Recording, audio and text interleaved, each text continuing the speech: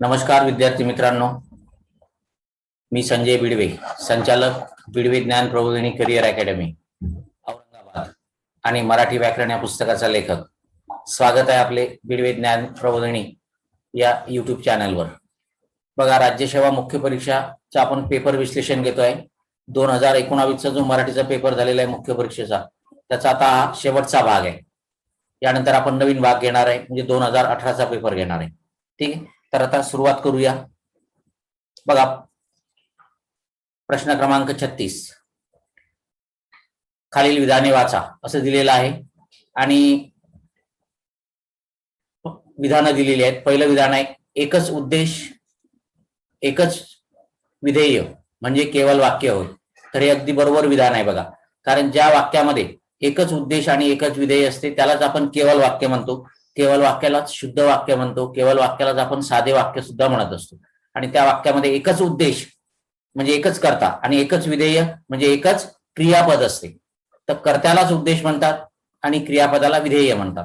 बरोबर, म्हणजे पहिलं विधान बरोबर आहे. जे वाक्य स्वतंत्र असते त्याला गौण वाक्य म्हणतात. तर हे विधान चुकीचं आहे मित्रांनो, कारण जे वाक्य अर्थाच्या दृष्टीने स्वतंत्र असते त्याला प्रधान वाक्य म्हणतात किंवा मुख्य वाक्य म्हणतात.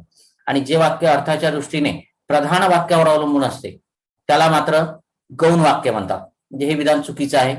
तिसरं सी विधान बघा, दोन किंवा अधिक केवळ वाक्य उभयान्वयी अव्ययांनी जोडणे म्हणजे पोटवाक्य होय. तर हे सुद्धा चुकीचं आहे. जेव्हा दोन किंवा अधिक वाक्य आपण उभयान्वयी अव्ययांनी जोडतो तेव्हा ते एकतर संयुक्त वाक्य असते किंवा मिश्र वाक्य तरी असते. कारण कोणत्याही उभयान्वयी अव्ययांनी वाक्य जोडल्यानंतर जर तुम्ही प्रधानत्वसूचक उभयान्वयी अव्ययांनी वाक्य जोडलं तर त्याला आपण संयुक्त वाक्य म्हणत असतो, आणि जर गौणत्वसूचक उभयान्वयी अव्ययांनी वाक्य जोडलं तर त्याला आपण मिश्र वाक्य म्हणत असतो. म्हणजे या तिन्ही विधानापैकी फक्त पहिलं विधान बरोबर आहे. आणि मग अर्थातच आपला जो पहिला पर्याय आहे, पर्याय उत्तरामधला नंबर 1, फक्त ए बरोबर, हे आपलं काय असेल, उत्तर असेल. ठीक आहे, नेक्स्ट क्वेश्चन बघू आपण. तत्सम शब्दांचा गट ओळखा. ठीक आहे, आता बघा विद्यार्थी मित्रांनो, तुम्हाला आधी तत्सम शब्द म्हणजे काय हे माहिती असायला पाहिजे. तत्सम या शब्दाचा अर्थच काय होतो, तर तत्सम या शब्दाचा अर्थ होतो त्यासारखे. म्हणजे मराठीमध्ये जे शब्द संस्कृत मधून जसेच्या तसे आलेले आहेत त्या शब्दांना तत्सम शब्द म्हणतात. संस्कृत मधले ऍज इट इज म्हणजे त्यांच्या रूपामध्ये कुठलाही बदल झालेला नाही असे जे शब्द आहेत त्या शब्दांना तत्सम शब्द म्हणतात. आणि मग हे आपल्याला माहिती असायला पाहिजे. शब्दाच्या स्वरूपावरून सुद्धा आपल्याला ते ओळखता येतात. मग आता बघा, इथे जे 4 पर्याय दिलेले आहेत आपल्याला ते बघणार आपण. आधी पहिला ए, सत्कार, समर्थन, भगवान आणि मस्तक. बरोबर आहे ना. तर हे सर्व शब्द जे आहेत हे तत्सम शब्द आहेत. सत्कार, समर्थन, भगवान, मस्तक हे सर्व संस्कृत मधून मराठीमध्ये जसे तसे आलेले आहेत. त्याच्यानंतर दुसरा गट बी दिलेला आहे बघा, धर्म हा तत्सम शब्द आहे. कर्म हा सुद्धा तत्सम शब्द आहे. पण पाय, घास हे मात्र तत्सम शब्द नाहीत, हे तद्भव शब्द आहेत. त्यामुळे हा पर्याय आपल्याला घेता येणार नाही. ठीक आहे, कारण पद पासून पाय, ठीक आहे, आणि घास हा सुद्धा जो आहे तर हा देशी शब्द आहे. बरोबर आहे, तद्भव शब्द आहे. सॉरी. त्याच्यानंतर सी पर्याय बघा, पुष्प हा तत्सम शब्द आहे. कर हा सुद्धा तत्सम शब्द आहे. ठीक आहे, भूगोल, नदी हे सुद्धा, हे चारही शब्द सुद्धा काय तत्सम आहेत. बरोबर आहे. त्याच्यानंतर कर्ण तत्सम आहे, पृथ्वी तत्सम आहे, पण गाव हा शब्द मात्र तत्सम नाहीये. ग्राम हा तत्सम शब्द आहे. ठीक आहे, हा गाव मात्र तद्भव शब्द आहे. ग्राम आपल्या लोकांना म्हणता येत नव्हतं संस्कृतमध्ये, मग आपण गाव म्हणायला लागलो. ओष्ठ्य म्हणता येत नव्हतं म्हणून ओठ म्हणायला लागलो. म्हणजे गाव आणि ओठ हे जे आहेत हे तद्भव शब्द आहेत, हे तत्सम नाही आहेत. आणि म्हणून आपलं उत्तर काय येणार, ए आणि सी बरोबर. मग असा पर्याय कोणता आहे, तर 1 नंबरचाच पर्याय आहे, ए आणि सी बरोबर. आणि हेच आपलं काय असेल, उत्तर असेल. हेच काय आपलं उत्तर आहे. ओके, नेक्स्ट क्वेश्चन बघा. दिग्दर्शक अभिनेत्याशी नव्या चित्रपटाबद्दल चर्चा करीत होते. या वाक्यातील विधेय आणि विधेय विस्तार हे घटक ओळखा. आपल्याला काय करायचं आता, विधेय आणि विधेय विस्तार ओळखायचे. तुम्हाला माहिती आहे, वाक्यामधील जो कर्ता असतो तो उद्देश असतो. कर्त्याशी संबंधित जे शब्द आहेत ती कशामध्ये येतात, तर उद्देश विस्तारामध्ये येतात. कर्म आणि कर्माशी संबंधित शब्द जे असतात ते वाक्यातील कर्म कर्म विस्तार या भागामध्ये येतात.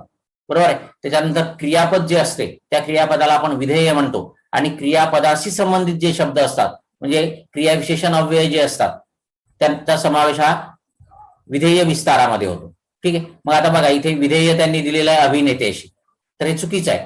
ठीक आहे. म्हणजे पहिला पर्याय होऊ शकत नाही, कारण विधेय म्हणजे क्रियापद. आता अभिनेत्याशी हा शब्द काही क्रियापद नाहीये. ठीक आहे. विधेय विस्तार, नव्या चर्चा हे पण नाहीये. त्याच्यानंतर विधेय दिग्दर्शक काय दिलेलं आहे त्यांनी, विधेय दिग्दर्शक, तर दिग्दर्शक हे विधेय नाहीये. बरोबर आहे. त्याच्यानंतर विधेय विस्तार चित्रपटाबद्दल, एवढा फक्त चित्रपटाबद्दल हा शब्दच विधेय विस्तार येणार नाही. ठीक आहे. त्याच्यानंतर सी करीत होते हे विधेय, तर बरोबर आहे. करीत होते हे काय, संयुक्त क्रियापद आहे. मग क्रियापदालाच आपण विधेय म्हणतो. मग ते क्रियापद सिंगल असेल किंवा दुहेरी असेल. मग संयुक्त क्रियापद म्हटलं की ते दुहेरी असते, म्हणजे तिथे धातू साधित आणि सहाय्यक क्रियापद असे दोन शब्द येत असतात. बरोबर आहे. म्हणजे हे विधेय आहे हे बरोबर आहे, आणि विधेय विस्तार त्यांनी इथे दिलेलाच नाहीये. ठीक आहे. म्हणजे सी हे विधान बरोबर म्हणता येईल आपल्याला. बरोबर आहे. त्याच्यानंतर नव्या चर्चा याला विधेय म्हणता येणार नाही, आणि विधेय विस्तार करीत यालाही म्हणता येणार नाही. बरोबर आहे ना. तर नव्या चित्रपटाबद्दल चर्चा हे सर्व विधेय विस्तारामध्ये येते, पण त्यांनी इथे काही दिलेलंच नाही, आणि त्यामुळे आपल्याला सी हे बरोबर म्हणता येईल. कारण हे बाकीचे जे दिलेलं आहे, हे नव्या चर्चा विधेय, दिग्दर्शक विधेय, अभिनेत्याशी याला विधेय म्हटलेलं आहे, तर हे साफ चुकीचं आहे. हे होऊ शकत नाही, कारण विधेय म्हणजे क्रियापद आहे. ठीक आहे. आणि मग एकच पर्याय उरतो आपल्याकडे सी, आणि मग आपल्या खाली जे पर्याय दिलेले आहेत त्या पर्यायामधून आपल्याला शोधायचं आहे की सी उत्तर कशामध्ये आहे. तर तिसरा पर्याय जो आहे तो तुम्हाला दिसतो मित्रांनो, बघा केवळ सी बरोबर, ए बी आणि डी चूक. तर हे आपलं उत्तर आहे, कारण याच्यामध्ये फक्त सी बरोबर आहे. ठीक आहे. नेक्स्ट क्वेश्चन बघू आपण. स्वरांचे प्रकार व त्यांच्या व्याख्या यांच्या जोड्या आपल्याला जुळवायच्या आहेत. ठीक आहे. वर्णमालेवरचा प्रश्न आहे. बरेच विद्यार्थी वर्णमाला हे जे प्रकरण आहे हे प्रकरण जनरली अभ्यासत नाहीत. त्यांना वाटतं वर्णमाला ठीक आहे हे काही अभ्यासाचा विषय नाहीये, पण वर्णमालेवर कुठली परीक्षा असेल तर प्रश्न विचारतात, हे लक्षात घ्या.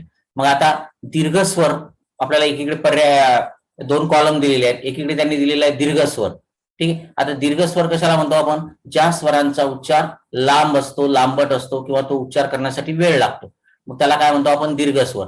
आणि मग ज्या इथे बघा पर्याय तुम्हाला दिलेले आहेत, स्वरांचा उच्चार करण्यास अधिक वेळ लागतो. बरोबर, याची जोडी आपल्याला याच्याशी लावता येणार. त्याच्यानंतर संयुक्त स्वर कशाला म्हणतात बघा. बघा ऱ्हस्व स्वर म्हणजे आखूड उच्चार असतो, आणि दीर्घ स्वर म्हणजे दीर्घ उच्चार असतो. ठीक आहे. मग त्याला आणखी व्याकरणामध्ये दीर्घ जे असतात शब्द किंवा अक्षर त्यांना गुरु म्हणतात, आणि जे ऱ्हस्व असतात त्यांना लघु म्हणतात. लघु अक्षराची मात्रा एक असते, गुरु अक्षराची मात्रा 2 कन्सिडर केली जाते, हे सुद्धा आपल्याला माहिती आहे. नंतरचं बघा संयुक्त स्वर. आता संयुक्त स्वर म्हणजे काय, 2 स्वर एकत्र आले की त्यापासून जो स्वर तयार होतो त्याला संयुक्त स्वर म्हणतात. म्हणजे हा चौथा पर्यायाशी याची जोडी लागेल. 2 स्वर एकत्र येऊन बनलेले स्वर म्हणजेच काय, संयुक्त स्वर. त्याच्यानंतर सजातीय स्वर. ठीक आहे. स्वरांच्या उच्चार स्थानावरून तुम्हाला माहिती आहे की स्वराचे 2 प्रकार पडतात, एक सजातीय स्वर आणि दुसरं विजातीय स्वर. मग सजातीय स्वर म्हणजे काय, तर ज्या स्वरांचं उच्चार स्थान सारखं असते, एकच असते, एकाच ठिकाणाहून त्यांचा उच्चार होतो, त्यांना सजातीय स्वर म्हणतात. ठीक आहे. सजातीय या शब्दाचा शब्दशः अर्थ एकाच जातीचे. इथे एकाच जातीचे म्हणजे त्यांचं उच्चार स्थान सारखं असते, एकच असते, आणि म्हणून एकच उच्चार स्थानातून निघणारे जे स्वर आहेत त्यांना आपण सजातीय स्वर म्हणणार. आणि मग राहिलेला आहे विजातीय स्वर. तर विजातीय स्वर म्हणजे काय, भिन्न उच्चार स्थान. ज्या स्वरांचं 2 स्वर घेतले आपण, त्यांचं उच्चार स्थान जर वेगवेगळं असेल, आपल्या मुखातून वेगवेगळ्या ठिकाणाहून त्यांचा उच्चार होत असेल तर त्यांना आपण विजातीय स्वर म्हणतो. मग आता बघा आपल्याला कोणता पर्याय दिसतो. ए ला आपण काय केलेलं आहे, 3 नंबर. मग ए 3 नंबर असणारे 2 पर्याय आहेत, पहिले 2. ठीक आहे. नंतर संयुक्त स्वरला आपण 4 म्हटलेलं आहे, म्हणजे आपलं इथे उत्तर जे आहे हे 2 क्रमांकाचं येणार. बरोबर आहे. तर दीर्घ स्वर स्वरांचा उच्चार करायला अधिक वेळ लागतो. संयुक्त स्वर 2 स्वरांपासून बनलेले असतात. सजातीय स्वर उच्चार स्थान एकच असते, आणि विजातीय स्वर जे आहेत ते भिन्न उच्चार स्थान असतात, त्यांचे आपल्या मुखातून भिन्न ठिकाणाहून त्यांचा उच्चार होत असतो. नेक्स्ट क्वेश्चन बघू आपण. एखाद्या शब्दाचे आकारांत सामान्य रूप होत असेल तर, ठीक आहे, तो शब्द पुल्लिंगी आकारांतच असला पाहिजे, तो शब्द स्त्रीलिंगी एकारांत असला पाहिजे, तो शब्द नपुंसकलिंगी इकारांत असला पाहिजे, तो शब्द कोणत्याही लिंगाचा असला तरी आकारांत असला पाहिजे. आता लक्ष द्या, या सामान्य रूपाचे नियम आहेत. बरोबर आहे ना. आणि हे नियम असे पाठ करून लक्षात राहत नसतात, कारण ते भरपूर नियम आहेत. लिंग वचनाचे वेगळे आहेत, सामान्य रूपाचे वेगळे आहेत. ठीक आहे. पुल्लिंगसाठी वेगळे, नपुंसक लिंगीसाठी वेगळे, स्त्रीलिंगीसाठी एकारांत, आकारांत, उकारांत, वाकारांत असे वेगवेगळे त्याचे प्रकार आहेत. मग इथे लक्षात ठेवण्याची एक ट्रिक आहे बघा. तुम्हाला काय करायचं असतं इथे की एखादा शब्द लक्षात ठेवायचा. आता यांनी काय म्हटलेलं आहे बघा की एखाद्या शब्दाचे आकारांत सामान्य रूप होत असेल तर तो शब्द पुल्लिंगी आकारांत असला पाहिजे. आता पुल्लिंगी आकारांत जर आपण शब्द घेतला, ठीक आहे, तर त्याचं जे सामान्य रूप आहे बघा, उदाहरणार्थ इथे आकारांच्या ऐवजी अकारांत पाहिजे, इथे चूक झालेली आहे बघा, लक्षात घ्या. आयोगाने या प्रश्नाचं कन्सिडर केलेलं नाही, परंतु इथे अकारांत पाहिजे. तो शब्द काय अकारांत असेल, पुल्लिंगी शब्द अकारांत असेल तर त्याचं सामान्य रूप आकारांत होते. उदाहरणार्थ बघा, आपल्याला भरपूर उदाहरणं घेता येतील. उदाहरणार्थ मी एक उदाहरण घेतलं, वर्ग, तर याच्या शेवटी अकारांत म्हणजे शेवटी आहे, बरोबर आहे ना. मग याचं सामान्य रूप जर मला करायचं आहे तर मला याला एखादा प्रत्यय किंवा अव्यय लावावा लागेल. मग मी याला इथे लिहिणार वर्गात, वर्गात, ठीक आहे. मग मी इथे त हा सप्तमीचा प्रत्यय लावला आणि इथे वर्गचं वर्गा झालं, म्हणजे इथे हे सामान्य रूप आहे त्याचं वर्गा. आणि मग या वर्गामध्ये अंती काय आहे तर आ आहे, अंती काय आहे आ आहे, बरोबर आहे. म्हणजे इथे आकारांत अकारांत शब्द आहे आणि त्याचं सामान्य रूप आकारांत होते, बरोबर आहे. म्हणजे आकारांत सामान्य रूप झालं तर तो शब्द अकारांत असला पाहिजे. ओके. आता दुसरं उदाहरण बघा, आपण एक आणखी उदाहरण घेतलं पतंग, बघा पतंग. मग याचं सामान्य रूप काय करणार आपण, पतंगाला, पतंगा, पतंगामुळे वगैरे वगैरे, ठीक आहे. तर याचं सामान्य रूप काय झालं पतंगा, म्हणजे इथे शेवटी आ आला, ठीक आहे. आणि बाकीचे तर इथे होणारच नाही, एकारांत इकारांत वगैरे होणारच नाही, म्हणून याचं उत्तर जे आहे ते पहिलं आहे, ठीक आहे. 1 नंबर आपलं काय असेल उत्तर असेल. तो शब्द पुल्लिंगी अकारांत असला पाहिजे. कसा असला पाहिजे अकारांत, हे लक्षात घ्या. तो कसा असायला पाहिजे अकारांत, ठीक आहे. नंतरचं जो आपले काम करीत राहतो तो मनुष्य देवाला प्रिय होतो. या वाक्यातील उद्देश व उद्देश विस्तार ओळखा, बरोबर. आता इथे लक्षात घ्या, जो आणि तो अशी दोन आपल्याला इथे संबंधी आणि दर्शक सर्वनाम दिलेली आहेत बघा, जो आणि तो. तर एक लक्षात घ्या की जो आणि हे जे तो आहे हे संबंधी आणि दर्शक सर्वनाम आहेत. आणि तुम्हाला माहिती आहे की संबंधी आणि दर्शक सर्वनामाने जोडलेलं जे वाक्य असते ते वाक्य काय असते, मिश्र वाक्य असते, बरोबर आहे. आणि मिश्र वाक्य म्हटल्यानंतर त्याच्यामध्ये 2 वाक्य असतात, त्याच्यामध्ये एक प्रधान वाक्य असते आणि एक गौण वाक्य असते. आता 2 वाक्य इथे जोडलेले आहेत, याचा अर्थ इथे 2 उद्देश आणि 2 विधेय असले पाहिजे, बरोबर आहे. मग आता इथे उद्देश आपल्याला काय काढायचा आहे, उद्देश आणि उद्देश विस्तार याच्यामधलं काढायचं आहे. तर आपण आधी सुरुवातीला याचा उद्देश बघणार आहे. बघा, मनुष्य आणि जो, म्हणजे इथे पहिल्या वाक्याचा जर विचार केला आपण, ठीक आहे, जो आपले काम करीत राहतो, मग काम करीत राहणारा कोण जो, म्हणजे जो हा उद्देश आहे, बरोबर आहे. आणि दुसऱ्या वाक्याचा जर विचार केला तर तो मनुष्य देवाला प्रिय होतो, मग देवाला प्रिय होणारा कोण तो मनुष्य, म्हणजे इथे मनुष्य हे उद्देश आहे आणि तो हे काय त्याचं त्याच्याशी संबंधित शब्द आहे, बरोबर आहे ना. म्हणजे उद्देश मनुष्य आणि जो हे पहिलं बरोबर आहे. पण आता उद्देश विस्तार बघू आपण, बरोबर आहे ना. मग आता उद्देश विस्तार म्हणजे काय तर कर्त्याशी संबंधित शब्द. तर हा जो मनुष्य आहे या मनुष्याशी संबंधित हा तो शब्द आहे, तो मनुष्य, म्हणजे हा तो शब्द इथे विशेषणाचं काम करतो, त्या मनुष्याबद्दल विशेष माहिती सांगतो, बरोबर आहे. म्हणजे ते उद्देश विस्तार, म्हणजे हे जे त्यांनी दिलेलं आहे हे वाक्य बरोबर आहे, बरोबर आहे. आणि इथे उद्देश काय आपले हे उद्देश होणारच नाही, कारण कर्ते हे उद्देश असतात. तो करीत हे पण उद्देश होणार नाही, आपले देवाला हे पण उद्देश होणार नाही, कारण हे 2 वाक्य जे आहेत या वाक्यामधले उद्देश ओळखले तुम्ही की बाकी सर्व तुम्हाला हा सर्व कचरा आहे बाकी, ठीक आहे. लगेच लक्षात येतं तुम्हाला हे उत्तर असू शकत नाही, बरोबर आहे. मग आपलं जे पर्याय आहे, ठीक आहे, तो फक्त ए बरोबर आहे. आणि मग आता असा पर्याय बघा, आणि आधी त्यांनी काय दिलेलं आहे केवळ ए बरोबर, बघा 2 नंबरचा पर्याय दिलेला आहे केवळ ए बरोबर, बी सी आणि डी चूक, ठीक. म्हणजे केवळ उद्देश ओळखले आपण की आपलं हे पूर्ण जो प्रश्न आहे आज सोडवणं होतो, बाकी विचार करण्याची गरज नाही. आणि तसंही आपल्याला लगेच समजते की उद्देशामध्ये काय आपले वगैरे असं कधीच येणार नाही. तो येऊ शकतो उद्देश, पण इथे तो हे या मनुष्याचं विशेषण आहे, बरोबर आहे ना. आणि त्यामुळे ते इथे उद्देश विस्तारामध्ये येते. ओके. नंतरचा प्रश्न बघू आपण, चंद्र या शब्दाचा समानार्थी शब्द खालीलपैकी कोणता. समानार्थी शब्द बरेच विद्यार्थी वाचत नाहीत बघा, तर समानार्थी शब्द हे वाचायलाच पाहिजे, कारण बऱ्याच वेळा सर्वच परीक्षेमध्ये समानार्थी शब्द तुम्हाला विचारतातच. ठीक आहे. मग आता चंद्र या शब्दाला त्यांनी कोणकोणते दिलेले आहेत पर्याय बघा समानार्थी शब्द. इंदू, तर इंदू म्हणजे चंद्र. ठीक आहे, हा बरोबर आहे. त्याच्यानंतर रजनीनाथ, रजनी म्हणजे रात्र आणि त्या रात्रीचा नाथ म्हणजे चंद्र, रजनीनाथ म्हणजे चंद्र. सुधाकर, ठीक आहे, सुधा आहे करामध्ये म्हणजे किरणांमध्ये, ज्याच्या किरणांमध्ये सुधा म्हणजे अमृत आहे. ठीक आहे, त्याला सुधाकर म्हणतात आणि ते चंद्राचं नाव आहे, कारण चंद्राच्या किरणांमध्ये अमृत आहे असते असं म्हटलं जातं. ठीक आहे. आणि हिमांशू हे सुद्धा चंद्राचं समानार्थी शब्दच आहे. म्हणजे हे सर्व शब्द जे आहेत हे चंद्राला समानार्थी शब्द आहेत आणि म्हणून अर्थातच आपला पर्याय येणार सर्व पर्याय बरोबर. काय येणार आपलं उत्तर? सर्व पर्याय बरोबर. नेक्स्ट क्वेश्चन बघू. जोड्या जुळवा. ठीक आहे, एकीकडे आपल्याला समास दिलेले आहेत आणि दुसरीकडे त्या समास जो आहे त्या सामासिक शब्दामधला, त्या समाजाच्या सामासिक शब्दामध्ये, ठीक आहे, तो जो सामासिक शब्द असतो त्या सामासिक शब्दावरून कशाचा बोध होतो आपल्याला, ठीक आहे, किंवा त्या सामासिक शब्दामधलं कोणतं पद प्रधान आहे यावरूनच समासाचे प्रकार पडत असतात. बरोबर आहे. मग सामासिक शब्दातलं कोणतं पद प्रधान असते हे कदाचित तुम्हाला माहिती असेल की ज्या पदामुळे एखाद्या सामासिक शब्दाला विशिष्ट अर्थ प्राप्त होतो, ठीक आहे, किंवा ज्या सामासिक शब्दामधील जे पद क्रियापदाशी संबंधित असते त्याचा सरळ क्रियापदाशी संबंध येतो, म्हणजे ते व्याकरणदृष्ट्या महत्वाचं असते, त्याला प्रधान पद म्हणतात.